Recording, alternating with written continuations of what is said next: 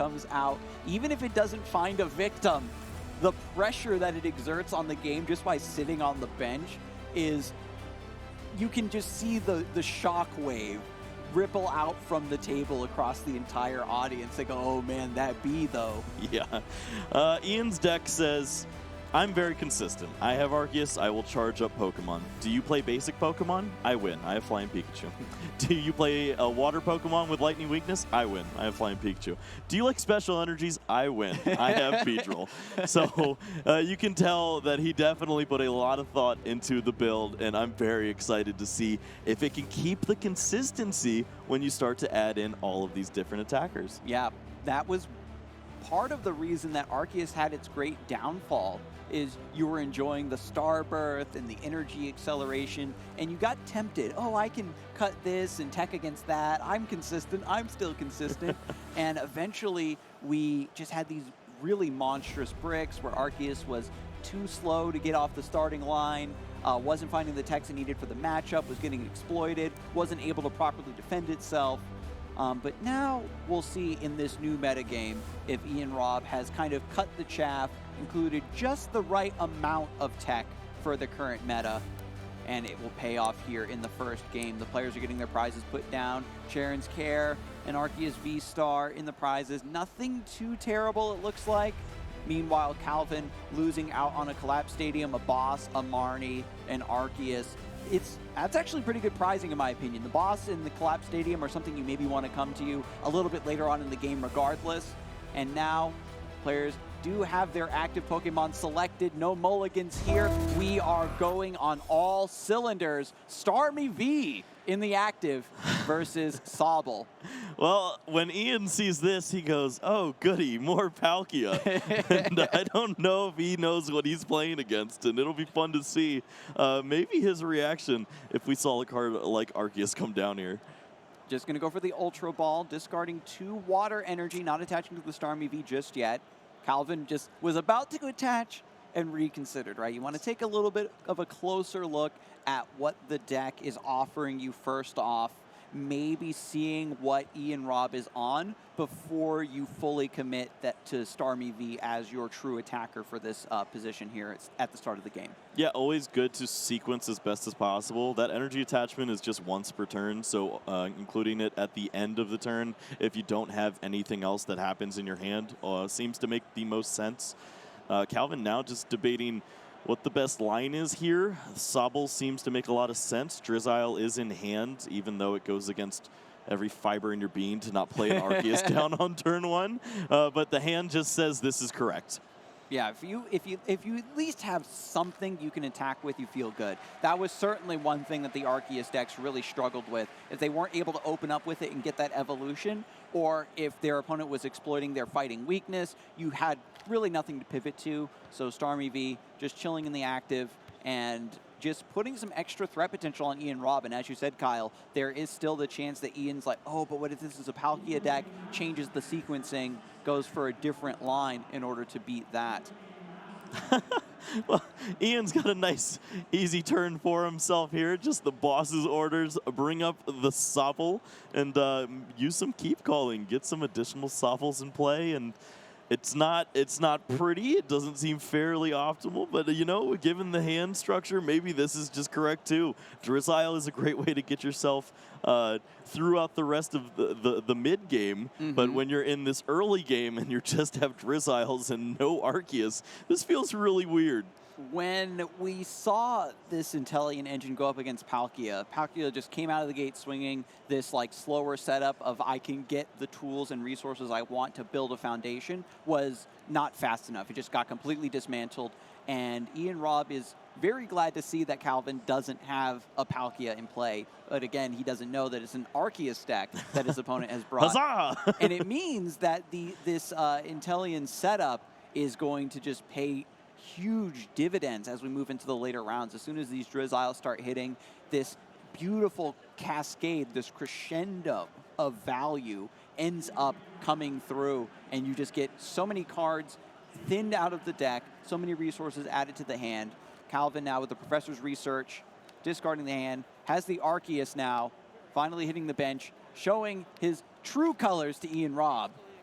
Probably one of the best top decks that he could have found there in that Ultra Ball, just being able to search out that Arceus V, and then he already had the Drizzile. Just plays the one of Professor's Research, but that's going to be enough right now to salvage what looked to be a slow start. Instead now, Calvin with an opportunity to get down an energy on this Arceus V, and that did not seem like something that could have happened last turn.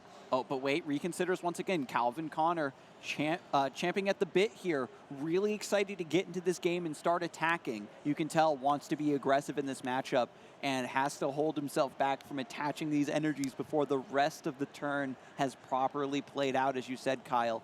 Fully assessing the situation before you commit. Yeah, when you've been on stream as much as Calvin has and you play in all of these high-level events where all of your friends are watching, maybe that's just a word of wisdom that they've shared with him is, hey, you're playing too fast, man. Relax. Let's make sure we get that ordering right. And he's caught himself a couple times now. And we like to see that. The evolution, even when you're at the peak of your game, you're playing even just that 1% better. Scoop up net, pulls that Sobble back, rebench the Sobble, and Arceus V now in the active. You got to remember Calvin has that double turbo, is trying to set up here for a Trinity charge, maybe put energy down on this Starmie V. Calvin sees the lightning energy on this Sobble and knows that something's coming. So it's going to be another really big, risky gamble for Calvin if he wants to commit to this Starmie V. Do I want to have a backup attacker? Do I want to power this up and maybe bait Ian into playing another boss's order to pull this up to KO? We'll see what Connor is. He's going to go ahead and get these energies, of course, charged up with the Arceus V. He has a secondary attacker and maybe is considering how many energies to play down. Maybe other people are onto the Starmie techs, but the placement is more important. And the energy attachment to the active, Ian starts shuffling his hand very quickly. If he has Beedrill, that's a really nice cash-in option right there. Oh, yeah, having the special energy attached means that that Persist Sting will be able to get that beautiful, no holds barred, no questions asked knockout on the Arceus. So now Level Ball is hitting the scene. Ian Robb has a beautiful engine. When you're sitting across from your opponent and they have the Sobbles and they're just kind of doing their thing over there, but you have your Arceus set up, it gives you this interesting texture to the matchup where your opponent has lots of tools, but you in turn have the ability to set up multiple potential threats to pivot into once your active Pokemon goes down. And we've seen this sort of cascade happen over and over, where as soon as the first Arceus goes down, it doesn't matter because two other main attackers from the deck are already prepped and ready to go on the bench. But Ian Robb now finding his own Arceus V. Combos! And the combo finds the mustard, puts the Beedrill down, and after you search your deck for a single strike Pokemon, put it immediately onto the bench, no evolution required, you then get to draw cards to refill your hand as well to take advantage of this massive swing that just occurred. Yeah, Ian did not want to use the Ordinary Rod, but had to get a card out of his hand. Ends up taking the Grass Energy, shuffling it back in. That is going to remove 2 outs in Training Court, but maybe could find the raw Grass Energy here, or potentially Evolution Incense. That can lead to a big open window with Drizzile into potential Energy Search. The Energy Search is going to be huge here. We've seen, it's funny, whenever we saw Beedrill first come out, it looked really strong, and then it ended up becoming very inconsistent because you have to find how many Mustard do I include, how many Beedrill do I include, how many Grass Energy do I include, and everything is coming through for Ian Robb here. Even though that Grass Energy went in, it was able to still find the proper attachment, and 2 prizes go to Ian Robb for his trouble. That Persist Sting is so powerful. And honestly, you think as a player with all these water energies, maybe I'll be able to work out a situation where this Beedrill just isn't effective, but you can't afford to play that slow. You have to play these double turbo energies early, and you have to continue to try to bring threats into the active spot, or else this deck will just set up a Flying Pikachu and start doing work. Use that Arceus and do really big damage, and Connor just has to walk into it that time. Yeah, with the main attacker down, nothing else fully charged up yet to take over Ian Robb is now in a very powerful position because now even if Calvin is able to struggle, jump through some hoops, set up another Pokemon that can swing back on this Beedrill, you're still only taking one prize. And then the prize trade starts to get out of hand and outside of your favor, and Ian Robb can capitalize on that with the Flying Pikachu. Yeah, Ian being able to use this early Beedrill, not having to use terribly too many resources. We didn't see the second Beedrill hit the discard pile, which is huge. That means that if this double turbo comes down, there is a bench space open. There is an Arceus V in play right now that has not, there is no Arceus V-Star with Starbirth being used from Ian's side. That opens up the window for another Mustard to come down and another Beedrill to happen. That is the nightmare for Calvin, and he is definitely considering that right now with his play. Yeah, if your opponent cannot use the double turbo, has to take a couple extra turns to attach. But Calvin calls it out, says, you know, I'm going to take down this Beedrill. I have to trust that you can't put together another one so soon, so quickly, and get the Trinity charge, the Trinity Nova, so you can attach those energies and get another Pokemon ready to go and keep attacking. That is really the name of the game when it comes to any Arceus deck, is that once you do get properly set up, it's very hard for your opponent to disrupt the fact you have an attacker every single turn.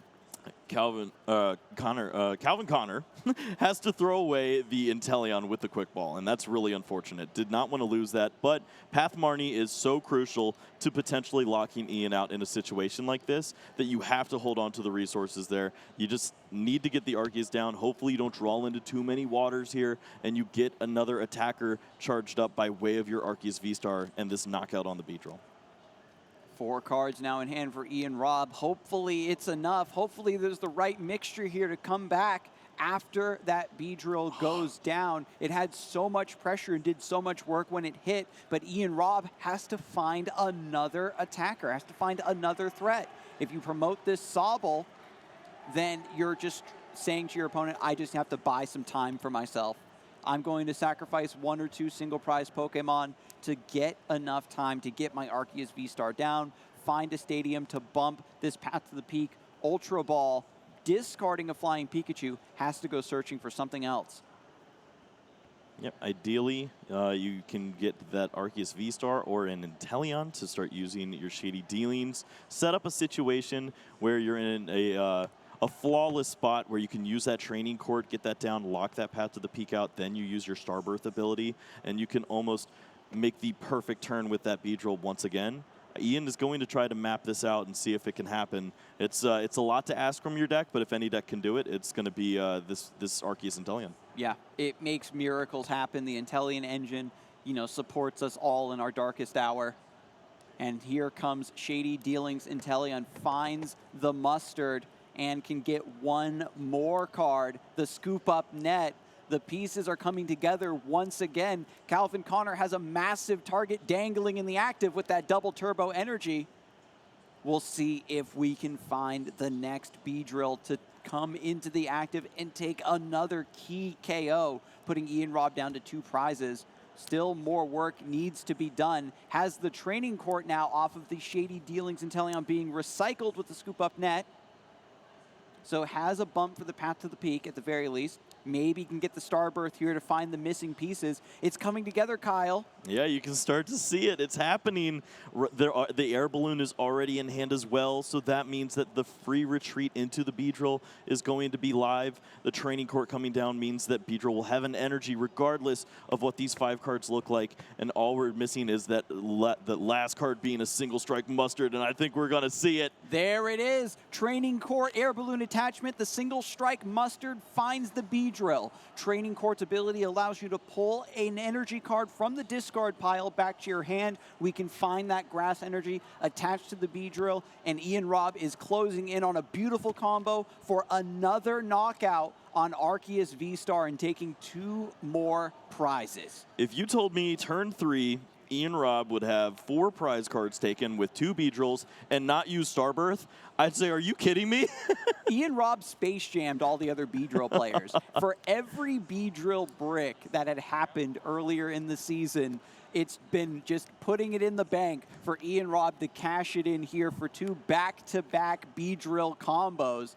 and is closing in on a very easy victory. There's so many single prize Pokemon in play right now that Ian Robb can promote to buy even more time to put together another devastating combo. And Calvin Connor has been put to the screws, is struggling and struggling to actually get another threat, but still manages to do it. Has the water energy, has the Melanie to attach another with a little bit of card draw. So this Beedrill will go down just like his brother, but that's still only 2 prizes for Calvin. Yeah, so much work being done by Calvin just to get into a situation like this, having to make use of that training court. It's very good read there, understanding, hey, that's also for me. I can use that too. I don't need to go and find one of the final double turbos to get this going. I can use your stadium there and get myself in a perfect situation, take the knockout here on this Beedrill. And over on the other side, Ian doesn't have an attacker ready to go. He's been focused on Beedrills every single turn.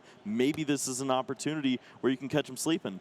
Beautiful. Evolution Incense finding the Shady Dealies in Teleon. And now there's a little bit of a decision here, right? You have the potential to use that Trinity Nova, power up your next attacker. Are you going to be looking at Aqua Bullet because of all these single prize Pokemon, or do you want to just bring out the Starmie, maybe get a heavy hitter trying to counter this Arceus? It's really hard to say. I think that going for spread damage could be pretty cheeky. Yeah, with the prize count being 2 left for Ian, maybe this is an opportunity where you could see those plays where Arceus does take a big hit, and then you work in that Sharon's Care. You can heal yourself back up, bring up an Inteleon, and then work that one prize Pokemon in, make Ian take all 7 prizes in a game, and that's where you can start to come back from being down this deep, because Beedrill is definitely putting in a ton of work. Even at the end of the day, Beedrill can still deal damage with its Jet Spear, so it's not just a one-trick pony where if I don't have special energy, I'm immune. It can still do a little bit of work, soften up a target for the Arceus to maybe come through and deal that final 200 damage or 180, whatever it needs.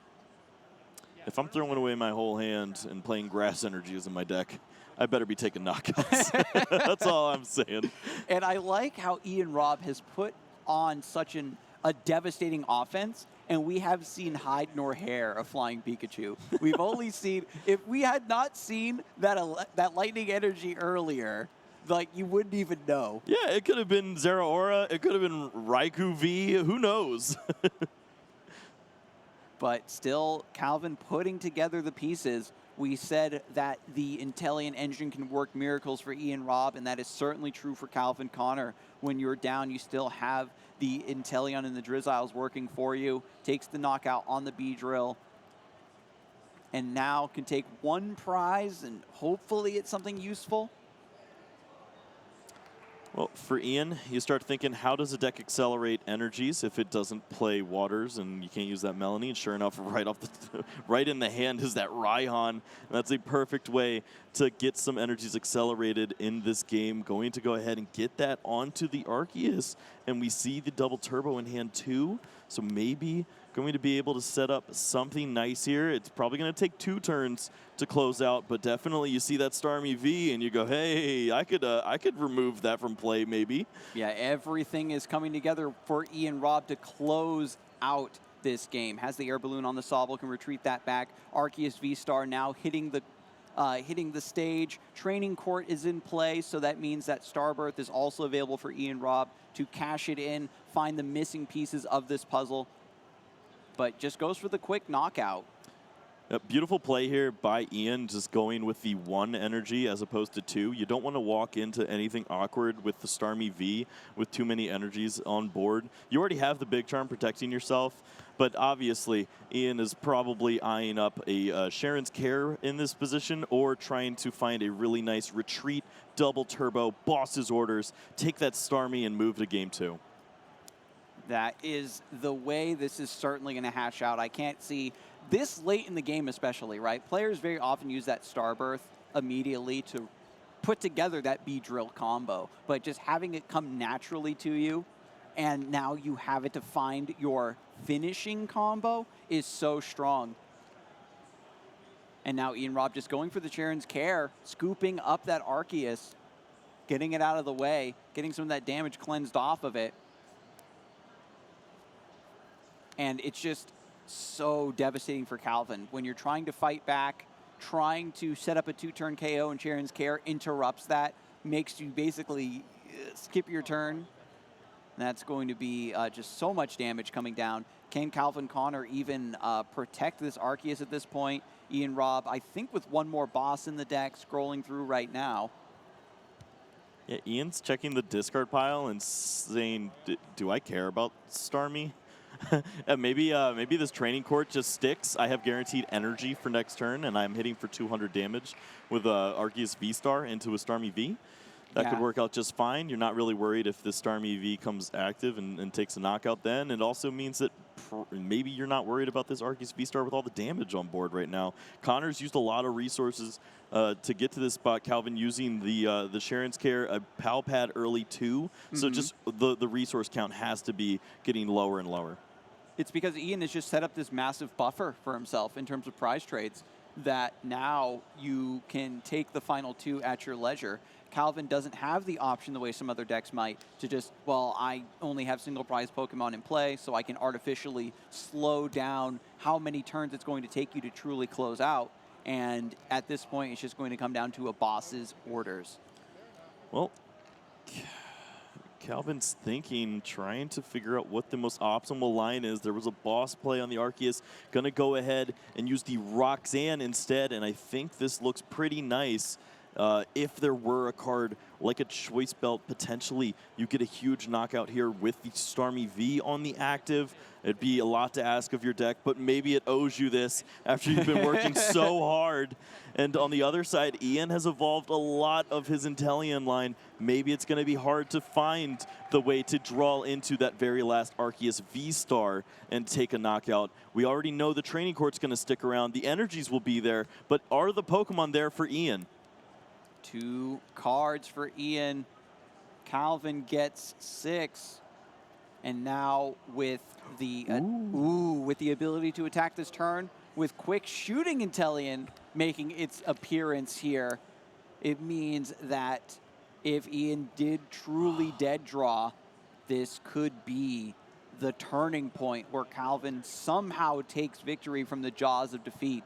If Ian can't get that last little bit of damage that he needs to truly end the game. Oh, 1 scoop up net would have been absolutely ridiculous. The Starmie could have come up, hit for 250, double quick shooting on the active, could have done amazing things. Instead, Calvin just has to play the hit points game, bring up this big Arceus V-Star, and try to hang on. Has the boss, found it immediately, and that is going to be game 1 going to Ian Robb. So many close games, 10 damage off, 1 scoop up net, all you need to shift the tide of the game, and it comes up just a little bit too late there. But what a wild back and forth. The double B-drill combo, and Calvin still able to put up somewhat of a fight. You know that these players are at the top of their game. Yeah, that was phenomenal. when you have that much pressure and you're losing your main attacker every single turn, and you still almost find a way to come back on top, that's really impressive play by Calvin. And on the other side, Ian did exactly what he wanted to do. He understood the matchup. He knew, I don't need to worry about Flying Pikachu and trying to target down things. As soon as he saw Arceus, you could see the light switch going on, and he knew this is not going to be the game for that. I'm going to go sheer aggression with this B-drill and try to close this out, and was able to do just that. As we head into game 2, Calvin's now going to be prepared for that. The B-drill is not going to be a surprise, so you can keep that double turbo in hand, maybe discard it with an Ultra Ball, just go for manual attachments, and maybe that's what Ian Robb is secretly hoping for. If my opponent sees the B-drill, doesn't go for the extra acceleration of the double turbo energy, gives me an extra round or 2, turn or 2 to get set up, then Flying Pikachu can still take center stage. The secondary attacker, main attacker, it's even hard to say. Yeah. After that strong showing, you don't even know who's the all-star of this deck. But suffice to say, Flying Pikachu VMAX, still a really big threat that Calvin Connor has to figure out how to deal with. Yep, it definitely could make its appearance here. Guess important to note now is Calvin is playing 7 water energies, so if he did go for a strategy like that, likely that eventually he would run out of those water energies, just trying to manipulate that. It also slows down Sharon Scare. You almost have to play into double turbo and just hope they don't have it. Yeah, if you're Calvin, you're still thinking to yourself, like, back-to-back B-drill is so unlikely. I'm just going to stick to my guns, go for my double turbo, get my attacker set up with that beautiful Trinity Nova or Trinity Charge, and just trust the cards are going to fall in my favor. Well, we see the prize cards for Ian. A lot of searching effects there in the opener. Some multiple quick ball, 2 grass energies. Maybe could slow the B down a little bit, and Sobble as well to boot. So not the worst, but definitely could make an impact here. It's funny, when you play the B-drill, you're looking to use it for specific matchups, and that was the downfall of the B-drill tech. It was so spicy, such the hottest heat when it came down, because I got to tell you, the single strike mustard is one of the hypest things I think you could do in the current game. It's just so impactful when it comes down. And here it is in game 2. Even though Ian Robb misses out on the grass energy to take advantage of the B-drill, Calvin's missing out on Arceus. Double Sobble, double Arc, Dunsparce start. What? Oh my goodness. The things are not looking good for Calvin Connor. At the very least, he's going to take his first game. Not to mention this is after a mulligan, shaking his head, can read the prizes here, sees what's missing. What's left? he's working with a two Arceus V, of course, maxing out to give himself optimal odds, but 2 is going to make this so tough.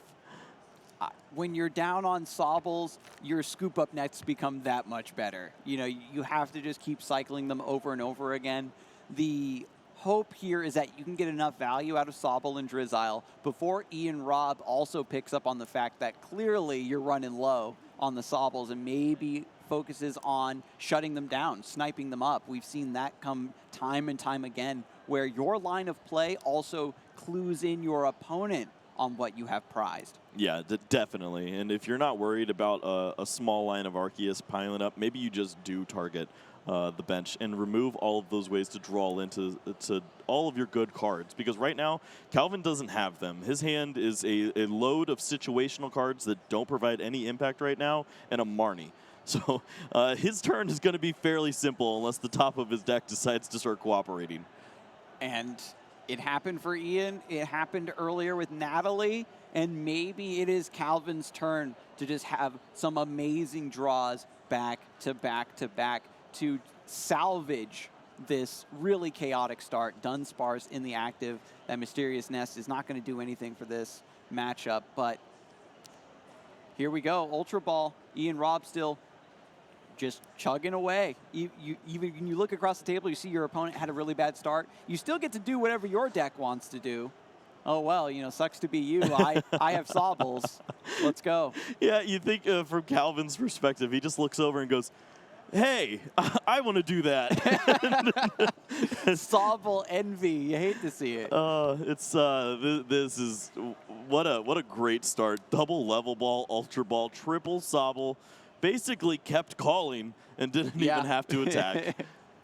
And this sequence we just saw from Ian against a deck that had a better setup, against a deck that is more aggressive, this would actually be a bit too slow. But Ian is taking full advantage of the awkwardness from Calvin's opener. And now Marnie is the final chance to get back into the game. Draws 2 Arceus V and a big charm. We're assembling something here, Kyle. Yeah, no energy just yet, and Drizzile surely doesn't want to go just grab an energy search. I don't even know if that's a card you'd see in anything like this. Of course, maybe Capacious Bucket, but yeah, that's too slow. We got to go and think about next turn.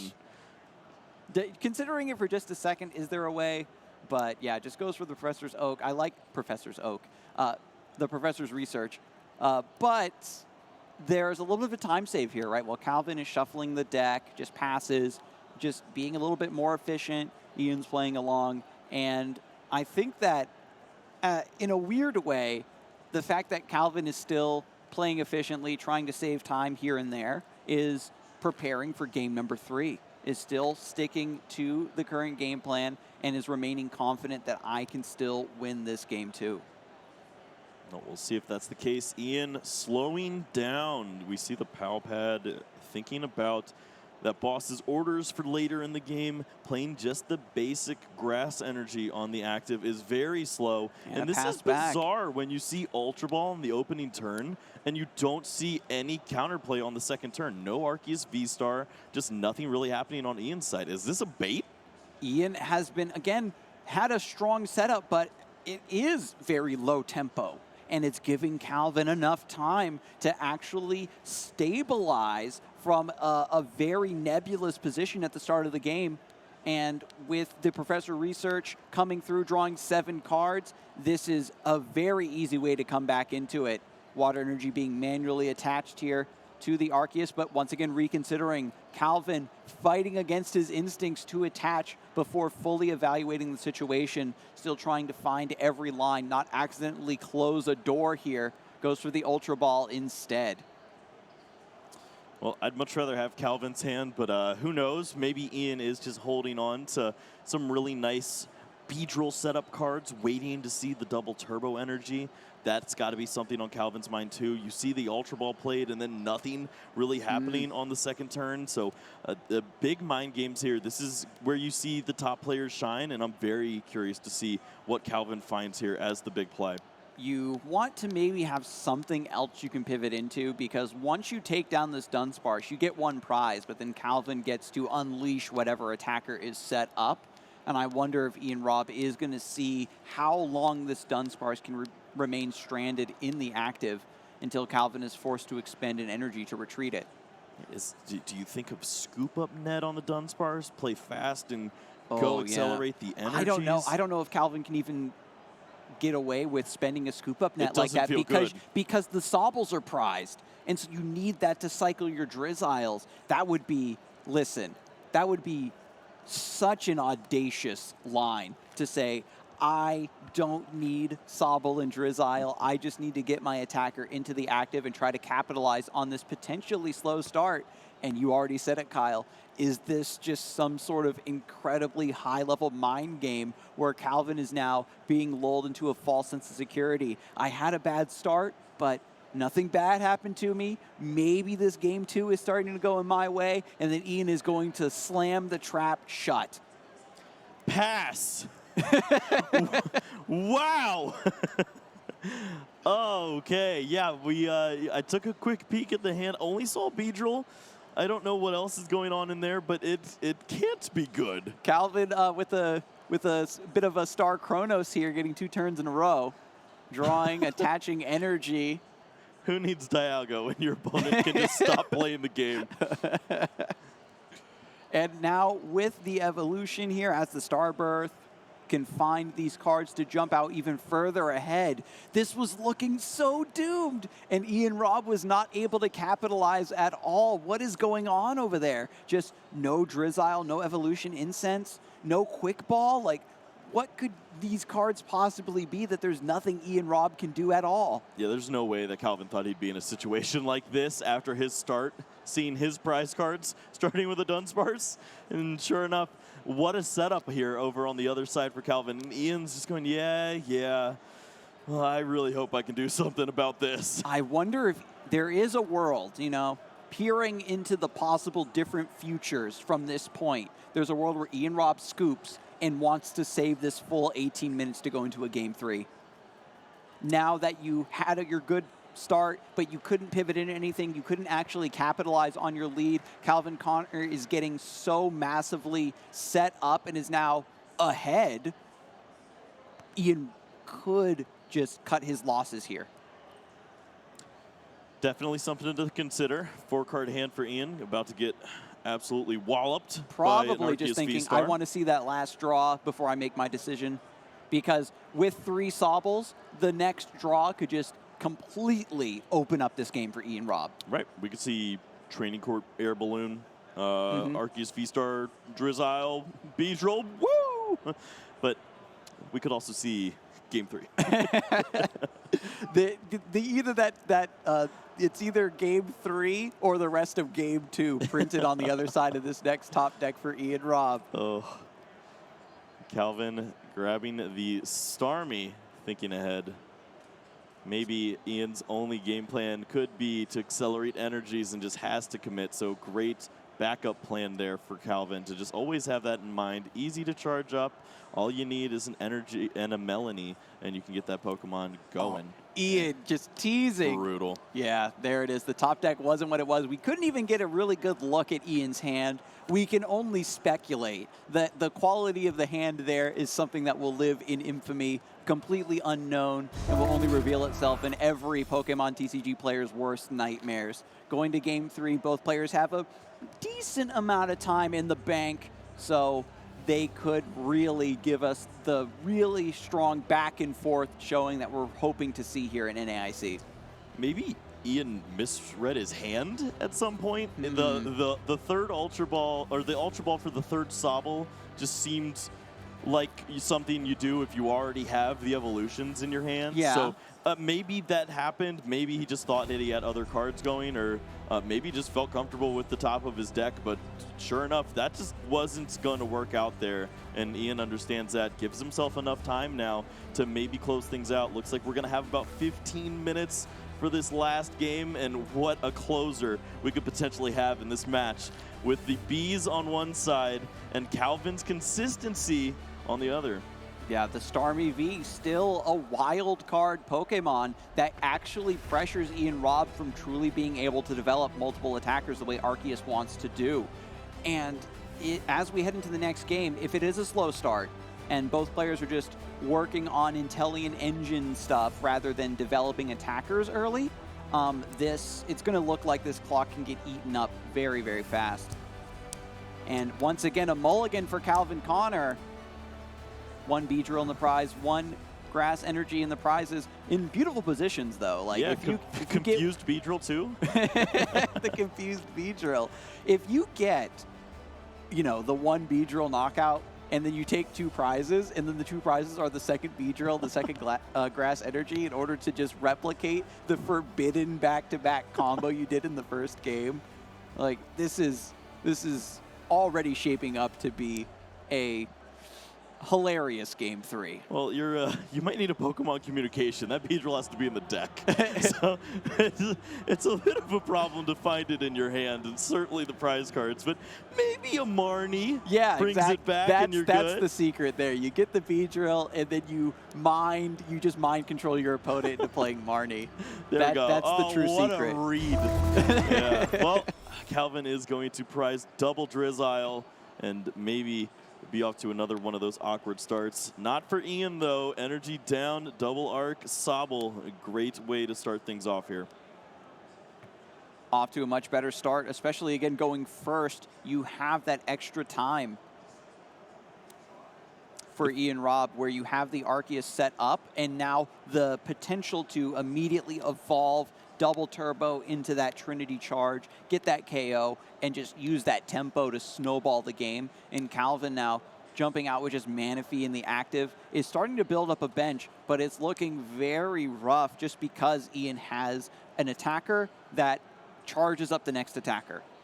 Yeah, Calvin plays a lot of cards that help him in the mid to late game. Cards like searching out with that Shady Dealings Inteleon. Everyone plays that. But Ordinary Rod can help you maybe save some of these lines. Manaphy and Dunsparce are great for in those certain matchups where you need to lock out on bench damage and the weakness on your Arceus V, but keeps finding all these cards at the wrong time. They're in his opening hand, and he'd much rather just see a nice clean setup like Ian, and instead he has to work so much harder to get the job done. This was something we talked about, Kyle, where Arceus tempts you into running all of these techs because the Arceus V-Star and the Inteleon engine just give you the ability to find these cards when you need them, but they can still show up at the wrong time. And it's really, really coming back to haunt Calvin Connor here when we're in Game 3 of Swiss Round 5 and your deck is just working against you to such a degree. And there it is, the boss to snipe the Arceus V before it has a chance to maybe do anything effective, getting the acceleration onto the next attacker. Once again, Ian Robb respecting the Starmie, limiting the energy here, but still with the one attachment, you can just go for a second double turbo if need be. And if Calvin Connor cannot get an evolution, cannot pivot off of this Arceus V, his main attacker is going to go down and also cut off his ability to reach that Star Birth and get the cards that he requires to climb out from this hole that's being dug. Yeah, you don't want to use Arceus V-Star Starbirth on a damaged Arceus with no energies. That sounds awful. You can maybe get something rolling and work on a secondary Arceus, but then do you even want to move those energies, get them accelerated onto a damaged Pokemon? This is such a weird spot to be in, and especially when Ian is providing such great aggression on the other side, you just think that maybe the only way that Calvin starts to get into a winning spot is by using those special energy cards exactly where Ian wants them. The double turbo fork. You have to accelerate these energy to get your attackers up, and you're playing into my Beedrill. Has to go for the Starbirth on the damaged Arceus V-Star to find the double turbo, and the Drizzile going to go searching even more through the deck, but it's just not looking good from this position. Well, Sharon's Care is going to be the play here, going to potentially pick up this Arceus V. And the hand is going to be very reliant on that Inteleon, and this is something we spoke about earlier too, is if you get the read that this is a hand going nowhere, do you start targeting down the support line in that Inteleon engine? That could be the line that salvages this game or just tries to close it out here in Game 3, because despite everything, Ian Robb looked to be massively favored in Game 2, and Calvin Connor was able to just get set up anyway.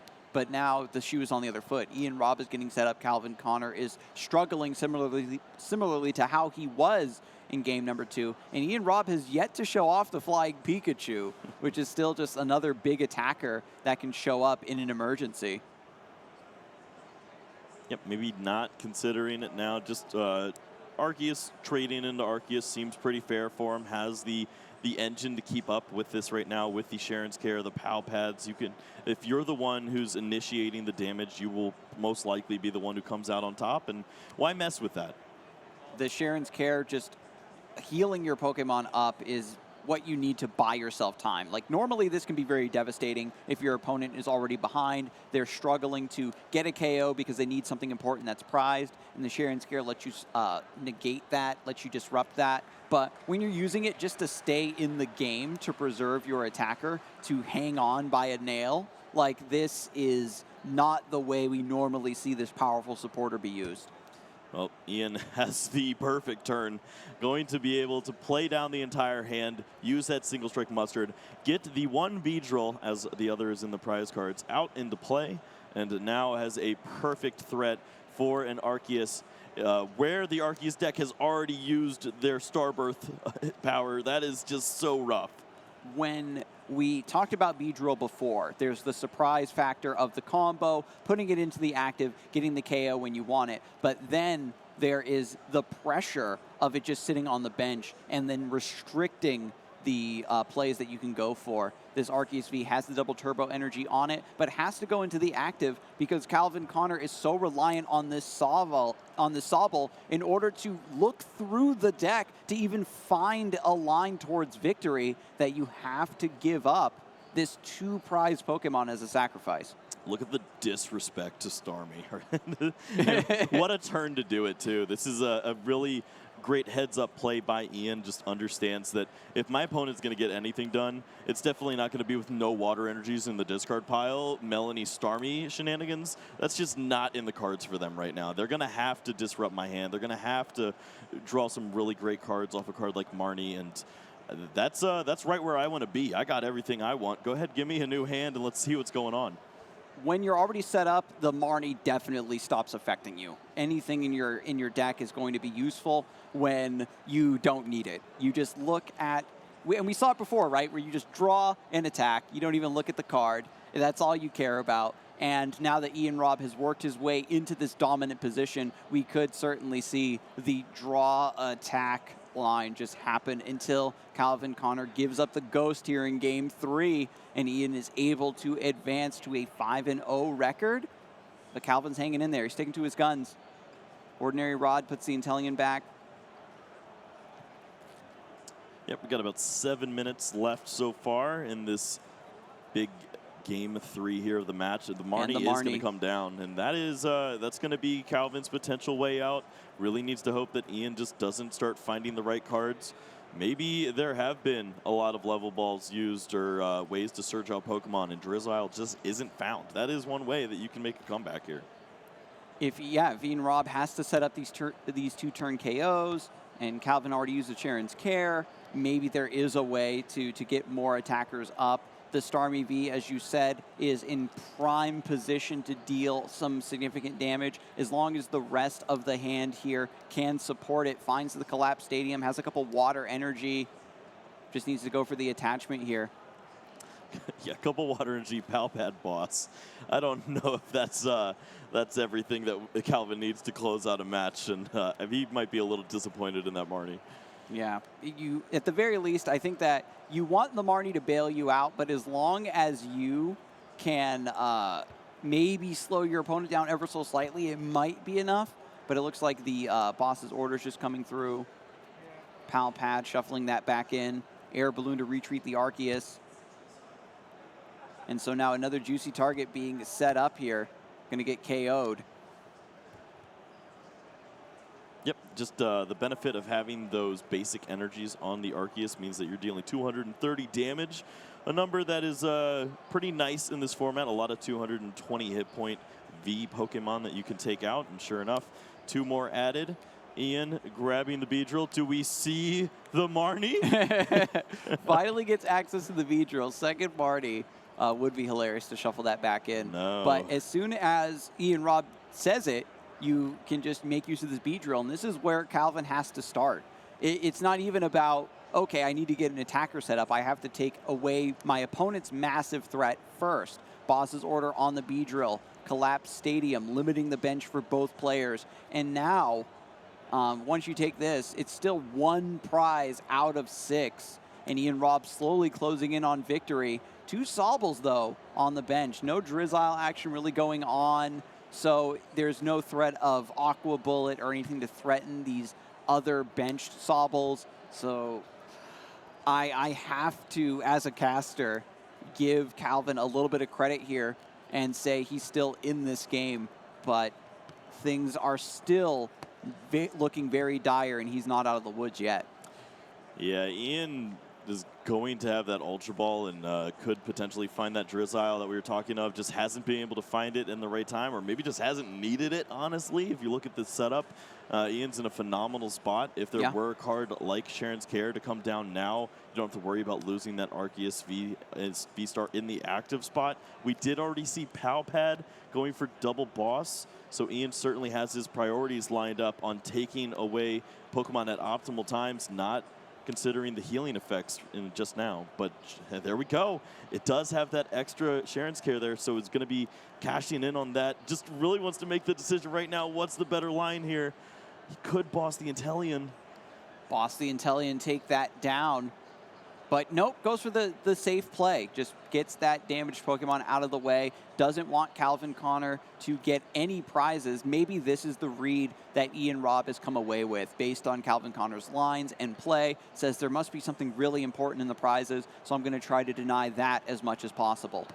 Yeah, this feels correct. Just remove the damage counters. There's no way that Calvin's going to be winning in a position like this if you just don't allow him to work that chip damage down and take that knockout. And sure enough, you're in a spot where you're pushing the aggression. You have that damage down now, and you've seen a lot of resources from Calvin. His setup is slower. He's already used Starbirth. He has 1 Sobble left. That's only 1 Shady Dealing potentially to get out of a really bad situation with a low hand size. With Ian Robb also having the 2 Arceus working in tandem, you don't mind bringing that one back to your hand because it's very easy to reattach energy to it, get it powered up and ready to go. And Calvin now has to find a Starmie, I guess, to try to take advantage of the energy that is in play over on Ian Robb's side. Now that Sharon's Care was scooped up onto the Arceus, like there's less energy now for it to even take advantage of. Yeah, Ian kind of playing around that, just doesn't worry about that. And this is a play that Ian was potentially thinking of. Maybe if he was able to have the boss's orders for later on. He could just remove this Arceus V from play right now, take a big knockout, and still leave 230 hit points on board. Instead, looks like not able to find the right top deck and is going to take the knockout here on the active. Yep, draw and attack basically. And with Ian Robb going down to one prize, what is Calvin Connors out? Roxanne or something? Yeah, you have to think it starts with hand disruption and maybe you find your way out, but this is not the best. I guess Big Charm does buy you a little bit of time, but we're just looking for a boss's orders. There it is. Yep, the boss's orders. Then switch out using the air balloon, gets the KO, takes game number 3. Ian Robb able to recover from an incredibly slow and clunky game 2 and closes out the final game of the set with 1.5 minutes left on the clock. Yeah, just great from both players, understanding the time crunch that they're in and trying to make sure that there was a resolution. Those 3 match points are so crucial. Ian was just flying